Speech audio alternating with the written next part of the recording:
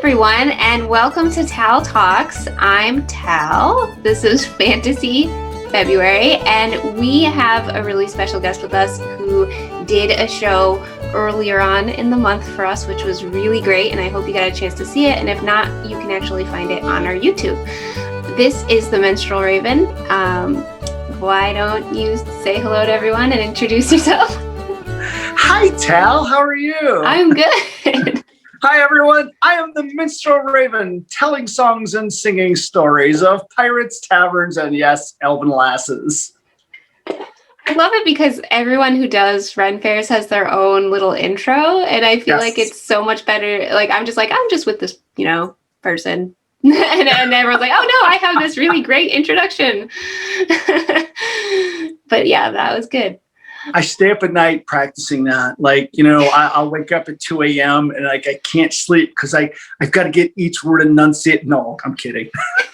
Looking in the mirror, like, did I say that? I do. I walk around the living room. I've got my mandolin on, and I'm like practicing that line because it's got to be perfect. You only get one chance to make a first impression on a stage.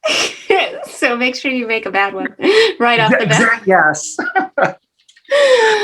All right. So how would you describe your musical act to people who haven't seen you before? Exactly what we just had happen right there. There is no planning. So people ask me all the time, how do you describe your act? Well, if Jack Sparrow and Bret Michaels and Cher had a relationship, the resulting child was raised by Prince. And that's kind of my act. Where the purple comes from. Yeah. I had a guy come up to me after a show and he's like, hey, I don't mean to make fun of you, but dude, you remind me of Prince. I'm like, thank you. It's like the biggest compliment. Yeah, that is a pretty good compliment, honestly. Especially if you sound like Prince. Well, I don't quite sound like him. No, not so much. That's the whole great thing. So what kind of music do you play / sing? That's actually it's everything. I can start the day, and usually like at a festival, I'll start the day with a family friendly. I do a song on my first album called Ari's Day, which is literally about a little 1-year-old's very first Renaissance festival. And so I start the day with a couple of those family friendly songs. And if there's little children in the audience, I always get their name and I make the song their song. And, I've had parents like message me afterwards, like going, oh my goodness, that was the greatest thing. And I know, because I will tell you the quickest way into someone's wallet is through their child. It's true. You pull them up on stage. Yes. But I do. I enjoy singing to the children. Someone's asked me once, which part of your show you like? The one I'm doing. Because every show has its own little thing. Then I go into my version of traditional music, so drinking songs and songs that are influenced by Irish traditional, but I don't do Irish traditional. And then I do a whole pirate set. And at the end of the day, I do a naughty minstrel show. Now, you write a lot of your own music. I write everything. Yeah. So you don't ever do any covers? No. In fact, I've had people like request. I'm like, dude, that's $100 for me to learn that right here and now. I mean, no one's taking me up on it. I keep hope. I've got a couple songs that I play. Like I do a song called, it's now called the Whiskey Medley, where I reference a bunch of drinking songs in there. And I did throw 2 songs, like a line, a verse, and a chorus of each song into the medley just to make it a more complete, fun song. And with the TikTok craze coming out right now, I did my own sea shanty. I literally wrote it in 10 minutes. And the sea shanty it starts out with the tune of Candyman, because I woke up with one morning with that in my head, singing Shantyman to Candyman. And I'm like, okay, I have to write this song. So that'll be on the upcoming album. It's called Shantyman, and it starts out there, but then it's just like my drinking song. It references all like 10 different sea shanties in the lyrics. So you do a decent amount of parodies as well as just your own, or just no parodies. No parodies. Just a couple. Just the like, and even the Shantyman. I just All it is a pre-verse. That's it. I don't do that. Everything else is mine, but I just, when you're a solo act and you're performing on a stage, there's no way I can compete with a 3-person or a 4-person or a 5-person a band, or I just can't. So if I'm doing the same stuff everybody else is doing, it doesn't sound as good as the other people. So I purposely shy away from that. And if someone's like, hey, join us, I'm like, what key is it in? And I'll just fake it. Yeah, that's most of my job on bass is saying, what key are we in? And I'm just kind of figuring it out. And they're like going, we're in E minor 7th sus. And you're like, so it's an E, right? Got it. Yeah. So you did mention that at night you start to play some of your more body set. Could you explain to people, because a lot of people don't know what body music is, and why do you think people enjoy that style specifically at Ren fairs? Sure. So first, I don't do body music. I prefer the term naughty. Naughty. So there's dirty, there's body, there's and naughty, and I know performers that do like some people they're just dirty, like they just do dirty songs, and some do body songs. So for those that don't know, body is innuendo. It's a lot of words that might, the song might say something but means something completely else. And I didn't actually start as a body musician. I started off as like a singer songwriter, singing ballads and children's songs is where I started, but the naughty songs just keep popping out of my head faster than I can record them. And so I'm like, well, I guess that's my calling. And I think the reason why people like them is Renaissance festivals are the last bastion of somewhat politically incorrect. And you can do things there, and it's getting harder in places, but you can do things there that you can't do elsewhere. So I think people, like, I've got a song it's called Body Song. That's the name of the song.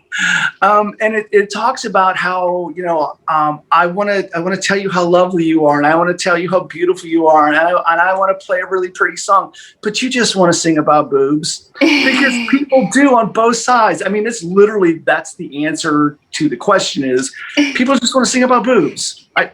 Guys and girls both. Girls louder too. So I'm assuming you've been going to Renaissance fairs for a long time. What got you into Ren fairs in the first place? So my parents used to go way back in the before times. You're not gonna date yourself. Yeah, like before 2000. And I used to be like, oh yeah, whatever, And so I at the time, they invited myself and my wife at the time, and we went, and I saw a couple of guys, and I came away from there going, oh my goodness, this is my tribe. These are my people. Why have I not known about this? And it literally took like 18 years for that to happen before I got to the point where I was going and I was enjoying the shows, and I've got a lot of friends that I've made that are performers. And Jesse Linder was the very first person. He just passed away this last year, but he was the very first person I ever seen perform, and I was just blown away.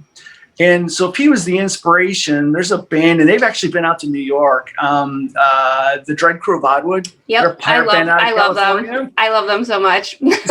so they dump gasoline on that spark that Jesse set. I love that they have that like video with Muppets that they made. Yes, they're the best. I love those guys, and we're actually going to touch on them a little bit later too. So, but it was that I created a live action role play Boy Scout venture crew for my sons when my sons were like 5, 6, 7, 8. And I was playing a bard, a character, singing and playing. And, my boys all had their own personas. And as they grew up and grew older, they all went their different ways. And I just went to more adult type live action role play events. The first one being, or one of the first ones I went to being Night Realms, which is in New Jersey. So very good friends with the people there. And so Night Realms, actually, he was getting ready to do his own festival. And we talked, and he's like, yeah, can you come play the lanes? And I'd never done that before. And I'm like, oh, yeah. So we're talking in March. I'm like, yeah, I'm going to be working a Renaissance festival this year. Before I got there, another festival said, hey, we've got an open spot if you want to work the lane. And I'm like, okay. And for those of you who don't know, working in the lane is you don't have a stage. You're just in the, like, out in the lanes, in the streets, playing here and there, just trying to entertain the people as they're passing by. Well, at the end of that weekend, they came up to me and they said, hey, so we've got an open stage next week. Do you want it? And I said, yes, having no idea what that meant, but yes. So the next week I get back and I'm there and I'm performing. And another festival was visiting. And they sat in my audience and they said, hey, so we've got this festival coming up. We've got some room for you. And I said, yes. So then I went to Sparta, New Jersey Renaissance Festival. I did these others, even though that was supposed to be my first one. That was the last one. I think I went to Indiana, brought me at the last minute too that year. So the first year was just like learning what was going on and what I was doing and failing. I made every mistake you can make, both sound wise, both interaction wise, but I guess I did it well enough that I got invited back the next year. And next year I got a few more. And this is year 3. I've only been doing this for 3 years. Now that you said that, I'm really interested in what you mean by mistakes, like sound wise. Oh, so I'm a big proponent of having a PA system and and everything is hidden. I don't do the burlap bag. I actually have a crate. You might have seen pictures of my crate. I have actually a Bose PA in the bottom of there. Okay. And so buying cheap microphone transmitters, and they squeal a lot. Did that. It's tough though, because you can even have a nice one, and if you're just like in the wrong, like located weirdly next to the amp, it'll still cause some feedback. Yes. And I learned all that stuff. And I was lucky in that other performers from other fairs, big performers, they came and they're like, hey, can we help you do this? And can we help you do that?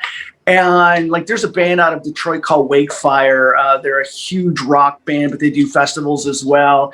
And the guys from Wakefire, like, they took me under their wing and they said, do this and do that. They showed me how to set sound and how to not get all that feedback. And then I just really upgraded I was. And it's one of those, like, if you've ever seen me share their stuff on my page, it's always me paying them back because they have stepped up in such a huge way. So you learn everything the hard way. You do all the little things wrong. I find that so I've been playing in a lot of Ren Fair bands for a long time, and I find that the other musicians are always really welcoming and just there to help you right away. They'll just see if there's something going on, and they want to help you have a good show. They don't care about anything else. It's its own family within the family. Yeah, it's not the same for like rock shows at bars and things, because I played in a rock band for a very long time and it was like competitive. People were happy when you were having problems. I had to learn that because I had that chip on my shoulder, like, well, I'm better than them. Why am I not getting, that first year, I had that mentality. And when guys like Wakefire, Drunken Sailor, Black Murray, when these guys they kind of like stepped up and helped me up, the Dread Crew, man, I was having conversations with Reese about how to set up a show and, like when do you duplicate a song? And it's like the knowledge was like freely given. Yeah, it's a very different environment. Yeah, so my hat's off, literally, it's off today. My hat's off to all of those guys because they've done that. Yeah, I definitely had that experience too. Going from a rock band to a folk band was just like totally different. It was a totally different thing. Although I personally do not like I know you need sound equipment a lot of the time. I hate having sound equipment because everything will go wrong with your sound. Like every single thing you can think of, one little tiny wire might get kinked or something, and then there goes the whole sound. I think the biggest thing I have now is trying to make my batteries last longer than they should. Yeah. I've squeaked them out in like the last 5 minutes of the show, the PA battery goes dead. It's like, Well, and then I yell. Fair enough. So. Yeah. So weather affects that, all the electric, everything too. It's tough. You know, I went to carbon fiber instruments this year. Fair. Because of the weather. Yep. I made the jump, and my first thought was, well, I'm only going to play at certain times. No, everything else sits on the wall now. I just play my carbon fiber octave mandolin. That's it. I got caught in a rainstorm. We did a show. Yeah. Oh God. And it was actually the last show of St. Louis, the very end of the day, the last day. The temperature dropped down to 30 degrees. It was just like dropping, and it was raining. And there was like 7, 8 people still there. As long as I was playing, they were sitting there. My hands were frozen. I couldn't feel my fingers. I couldn't feel the frets.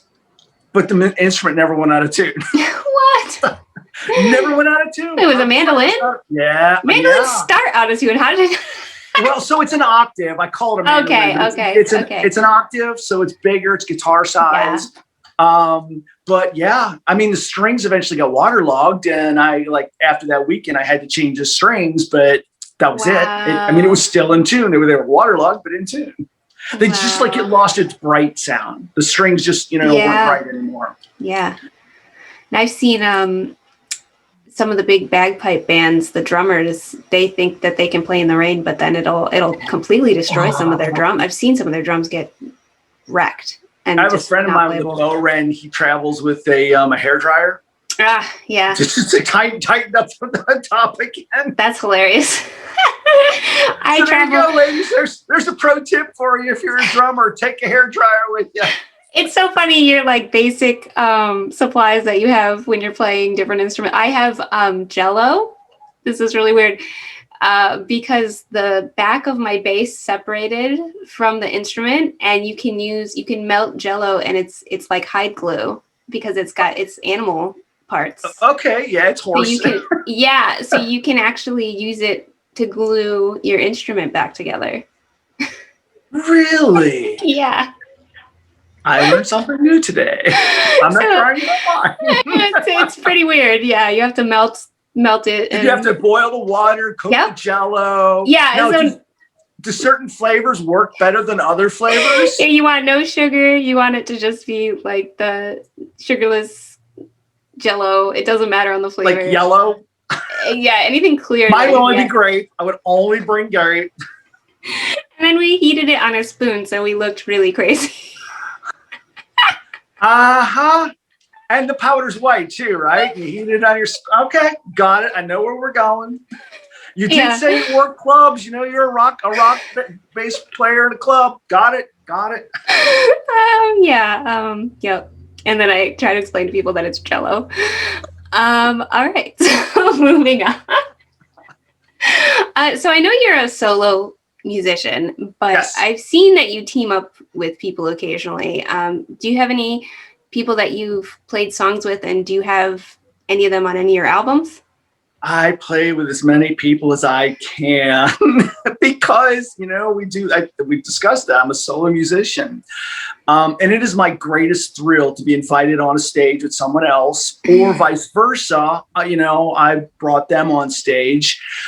So when I write by myself. I write based on what I feel I want to do. But I know when I do an album that if the album is good and someone buys the album, they're going to listen to it a lot of times. It needs to have more body to it. So my first album was called The Minstrel and the Harp, and that literally had a harp on every song, thus the name.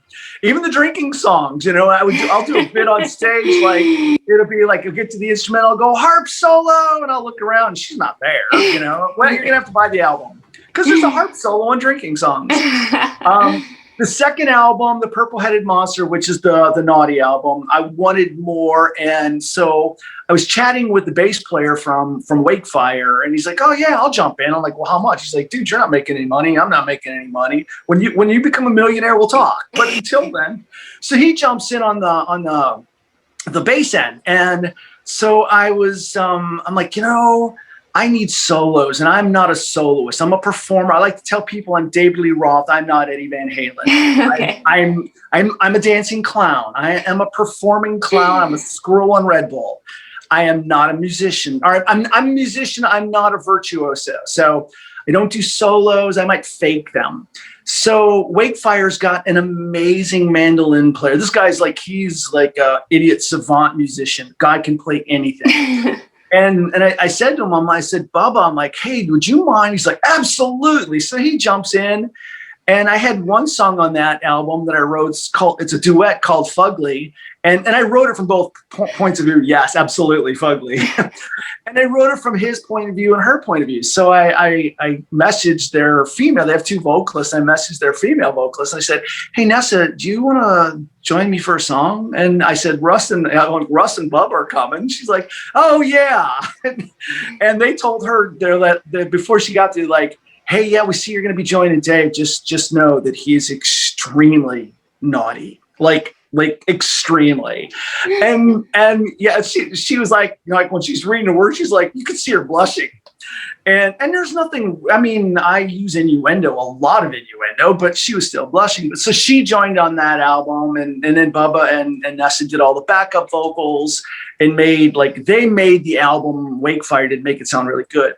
I'm actually getting ready to do the third album right now, which I'm in the process of recording. I think you might have seen little snippets here and there that I've shared. And I've got a local percussionist who I've trained from being a cajon player to becoming a percussionist. Not just beating rhythms on the cajon. He's like becoming a drummer. Well, you can attach other things to the cajon. Well, what I meant by that is like whatever I'm playing, whatever rhythm I'm playing, that's what he's playing. There's no stops. There's no fills where they're, it's not a timepiece. So he's become a timepiece, and he's amazing now, getting better every day.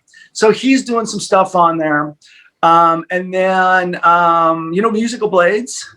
No, I don't think so. So Musical Blades is a huge band out of Kansas.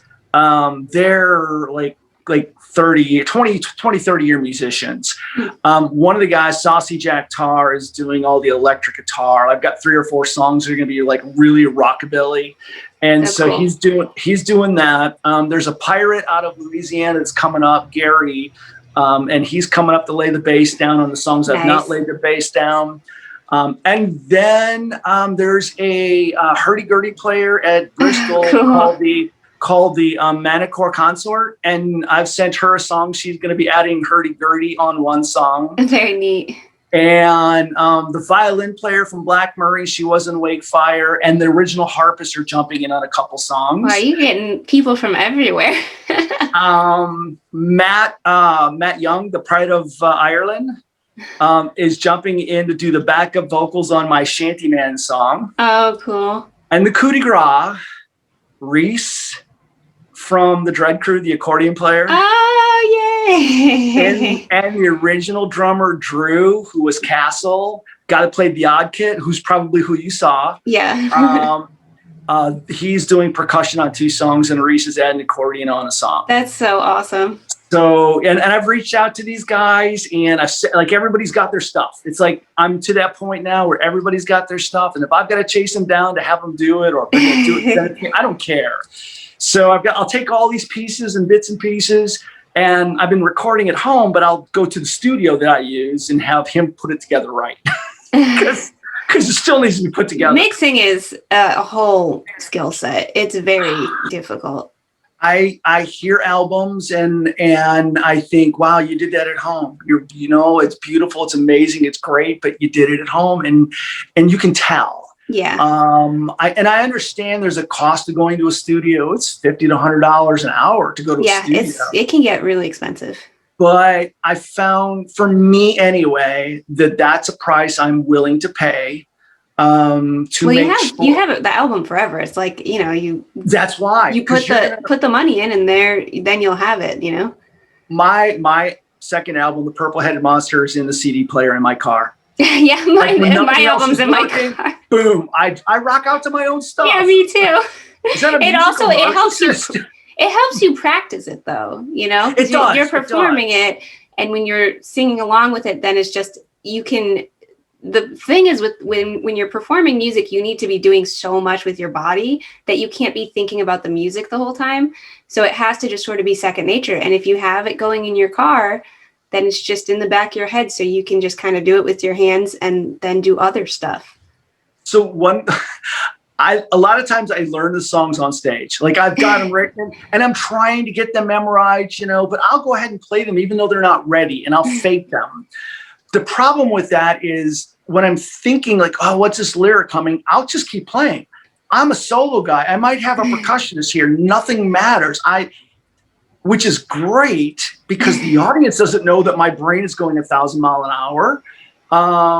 But then when I go to play with someone else, yeah, that's the problem. They're like, dude, you got like 17 extra beats in that measure. Yep. And I'm like, what are you talking about? I don't do math. That's why I said I'm David Lee Roth. This album, because I'm doing all the recording at home and I'm going to be sending it out to people, I have worked very hard, like sometimes 17 takes, 18 takes. I mean, I've done, way more than that. Because of that. It's been a learning experience. It's been fun. And occasionally I'll get a song one take and I'm like going, oh my goodness, what did I do wrong? There's got to be something. I do have one of those songs that was like that. That probably felt nice. Shantyman was like that. When I recorded Shantyman, it was literally the main mandolin and vocal one shot. Nice. And I got done and I was like, oh, what went wrong? Quick, hit save. Now, I really want to talk about all of the gear and stuff you have going on. You have this purple theme that I want to ask where this is coming from. Wait, I wear purple? Wait, what? Whoa, nobody told me. And you have, it seems like some interesting props that you can see. Can you talk about them a little bit, where they're coming from, what all this is? So when I was growing up, reds and blues are great. And but I never really had that favorite color, right? And so I had a customer when I had a real job, and he had this Corvette that was like a midnight blue, but depending on the way the sun hit it, it went from midnight blue to black to purple.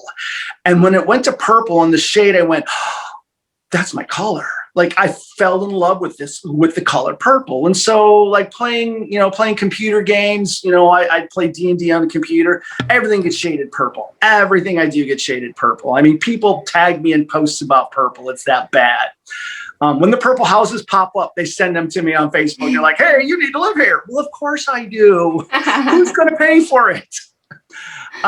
So that's the reason for the color. And then when I was a LARPer, like, a lot of what I do started there. Like all the songs that I write, 90% of the songs I write have a story involved. Thus, my telling songs, singing stories are about adventures LARPing. And there's Easter eggs throughout my songs. One song, they'll have a line going into another song and it'll reference another song. All that came from LARPing, which is where my color schemes came from, where the character itself came from, right down to the eye patch. I was a bad boy and crossed some wrong people and had an eye popped out.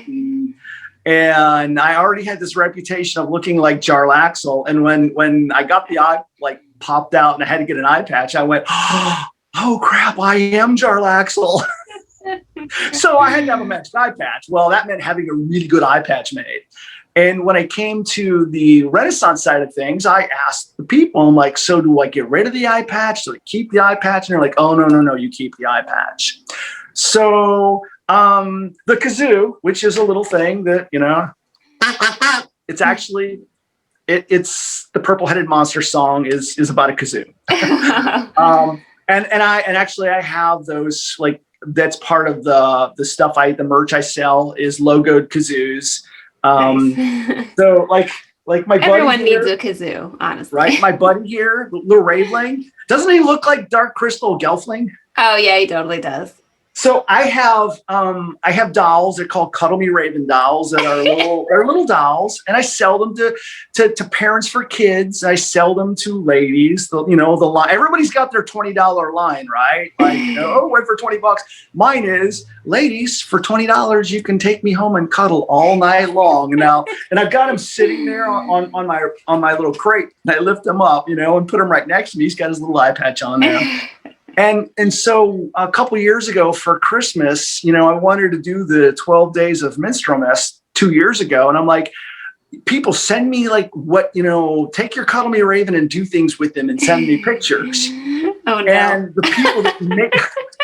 people that make those in Michigan, because they're all handmade in Michigan, said they posted, "Here, hold my beer," and that's all they said. And they were the ones that actually made. He's posable. He's got a little mandolin. He's got a little kazoo hanging there. So he just goes to shows and sits on my crate. Like, hey, look at me. The other things are all that's just like on my hat. I'm sure you've seen all the buttons. Those are actual other performers. Yeah. Like if you have influenced me, and if you've been a part of what I do, I show that by wearing your pin someplace on me so people can see. So, and then all the scarves, like there's a big boa on my hat, and the boa was a swap for one of my I have purple matching scarves. I swapped an act, another performer, one of my matching purple scarves for her boa, and the boa went on the hat, and it's on there. That's great. So, and I just keep collecting things, and I don't have all the necklaces on, but anytime I get a gift from someone, it goes part of me. Pretty soon I won't be able to wear the hat because there'll be too many gifts on there and my head will crush. I really wish you could come to our fair this year. We'll have to get you next time. Yeah, that's the one weekend where I actually have to work. I so want to be there. Because I was thinking about our winter queen. She wears purple and she gives her favor out to someone. She's already hot. She's already hot. Yeah, I mean, cold because she's the winter queen. But yeah, I'm sure she would see all the purple and be like, oh, this one must have my favor. And there's a trick to purple too. Like you see purple and they wear a shade. I do a joke about, 50 shades of, I literally, depending on which outfit I'm wearing on, because I have a lot of different outfits, this part stays the same, but shirts change, vests change, boots change. At one point I counted 28 shades of purple. Oh man. It's all about layers and shades. And people are like, well, what color? I'm like, I don't care. Well, Ren fairs, it's important to have layers for a bunch of reasons. The weather obviously can shift at any moment and suddenly it can be freezing or it could suddenly get really hot. So you have to make sure that you have things that can go on and off quickly. But stuffy rock socks. Yes. But also getting dirty. I mean, gross stuff gets on you sometimes and you just want to throw off a layer and put something else on. Or someone's got a hickey on their neck that's not from you and you want to cover that up, so you give them one of your scarves. Never happened to another performer. So on that note, do you have any funny or strange stories about occurrences that have happened during a performance? We'll start with the family-friendly ones. You see this face right here? What about this face is, children, come up on stage with me. Because I guarantee you every day, not once, but twice, random child. And the stage might be 2 feet off the ground. They're scrambling to get up there. I think when I did a video for you guys for Pirate Month, I think there's actually the video shows me taking the kid and that's a daily occurrence. and it has been that way since day one as a performer. Kids just look at me like, oh, well, he's a friendly sort. Let's go and get on stage with him. So that happens a lot. Kids coming up on stage that are not, and everybody laughs. And I think at that time it might actually be in your video, the Pirate video. People go back and watch your Pirate Festival video from me. But I think it's on our YouTube. It's on our YouTube.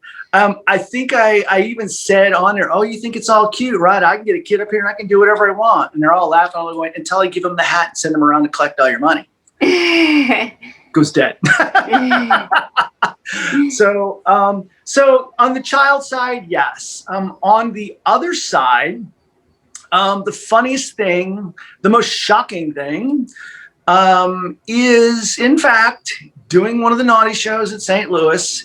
I look up, and in the back of the audience, a couple are having manual relations right there during the show. Oh my and this was a show where, like, this was a crazy show. We had like you're supposed to, like, everybody tells me, like, well, these smokers, you know, you're going to have 10, 20 people. I had like 50 people, 60 people there. Like, people just kept stopping and coming in. And it's right along the main path going out. And it's called the Two Cannons Rum. And so there's a cannon in each side of the pub area with, you know, the audience. And they were back there. And I literally was like, Rebecca, look, they're having sex. Everybody turns around. The lady's face gets bright red. She drops down. And yeah. Oh my God. What did you get kicked out of the Run for doing? You know what? Oh my! So we're writing that song, and that's how I got kicked out of XXX Renaissance Festival.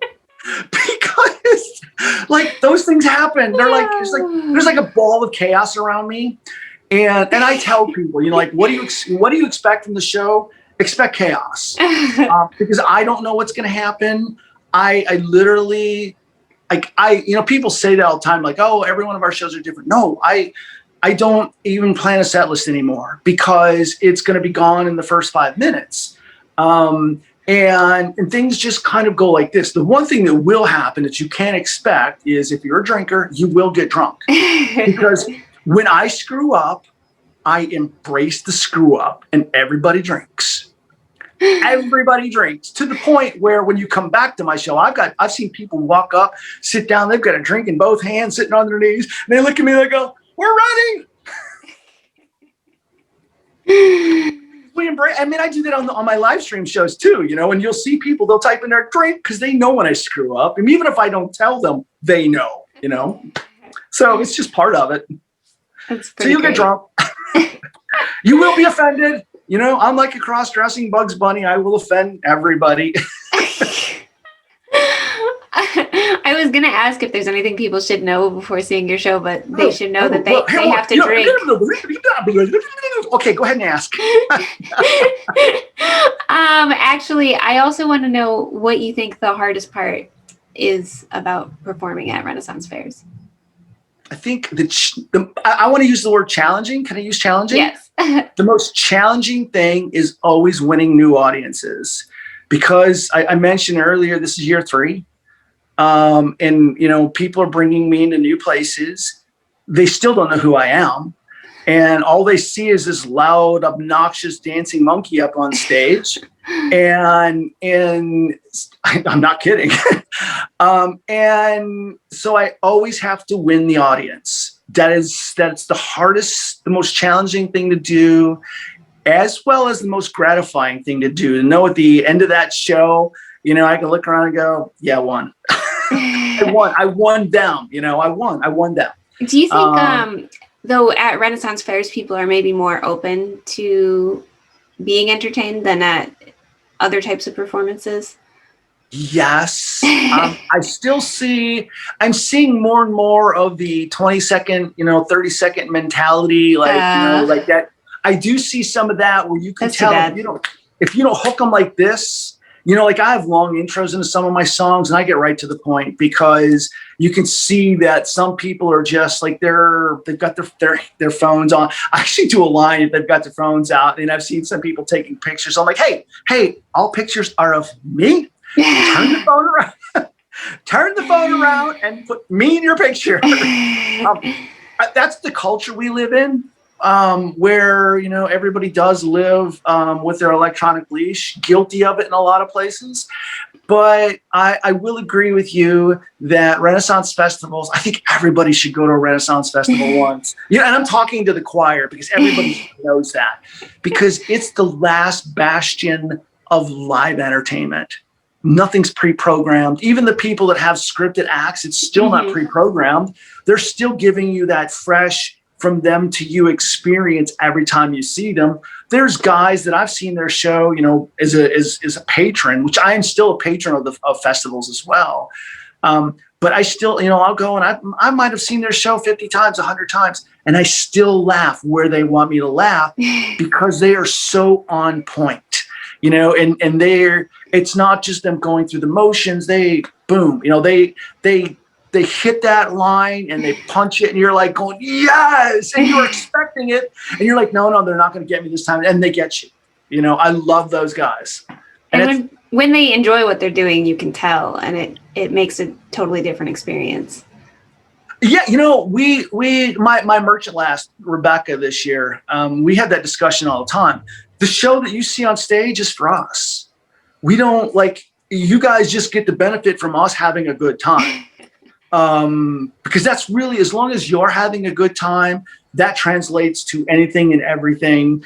And, you never want to be that person too, where you step out and you don't give that 100%, because you never know who's watching you and you never know who needs you at that moment. They're going through something in their life. And I've heard stories from other acts, where they have affected people's lives. And I just I get overclapped. I do. But no, seriously, I do. Because I've seen it happen. And, so here, back to the funny story. I do a bit now with children where I bring them a child up during one of my sets to play the foot drum, and it's all rock and roll and like that. And I get the kid who's got his devil horns up and he's banging his head. So the father messages me after that weekend was over. He's like, hey, you were amazing. Oliver just absolutely loves you. You were the greatest thing of the weekend. I'm like, oh, thank you so much. He goes, I want to send you a present. I'm like, okay. He goes, should I send it to the fair? Should I send it to your house? I'm like, send it to the house. You're in Missouri. I live up by Chicago. If you're going to stalk me, you're going to stalk me no matter what. So the next weekend we get back from festival, and I'm getting the mail, and there's this box, and I open it up, and I pull it out. Matching purple mace gun and taser. Because we just made that kid's day. We made his whole day. It's so weird, though. Yeah, right? They are purple, though. They are purple. I give Rebecca hers, and I open up the taser, and I push the little button. I dropped it. I'm like, whoa! I put it in the drawer. And he will probably watch this video when it goes live too. He's like one of those fans. He's like, yeah, I'm there. So, you know what I'm talking about, buddy? Thank you so much for the purple taser. Now you're all set. You have everything. Yeah. Everything is purple. Yeah. I never thought I would have a purple taser. All right. Well, it has come to the time where I'm dreading the most. I make you do a tongue twister that you haven't seen yet. I'm putting it in the chat. Okay. And I'm going to go ahead and send it. Okay. You can take a second to look at it and then try to say it as fast as you can. Can you pop that up again? I can't read the chat. It's gone. Oh. Let's see. It pops up and it goes away. That's weird. Felix found fellow fairies flittings. Felix found fellow fairies flitting. Felix found fairy. Never mind. I tried to turn it into a poem. Felix found something fairies flitting. Pop it up one more time. I'll get it. I get it. I promise. Okay. Felix. Oh, I was going to read the top line. Felix found fellow fairies flitting. I want to say flirting because, all right, I failed. And you know what? It's hard following Stephanie last week. Those girls just nailed it's the same. It's the same one. Was it really? Yeah, I do the same one for the whole month. Darn it! I could have gone back and written a whole song on that. You'd be like, "Here, do this tongue twister." I'm like, "Hold on a second, let me get the mandolin out." Well, that was Marv's tongue twister challenge, and even though You didn't get through all of it. It was a valiant effort. Go ahead and tell everyone what you have going on, where they can get your CDs, where they can find you, everything.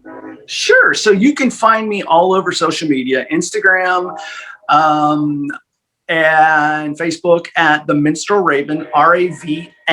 There's no E in there, or RAV' depending. So Instagram underscore the underscore Minstrel underscore Raven. Look for the big purple hat. On Spotify, iTunes, Apple Play, Google, YouTube, I'm there as well. I have 2 albums out.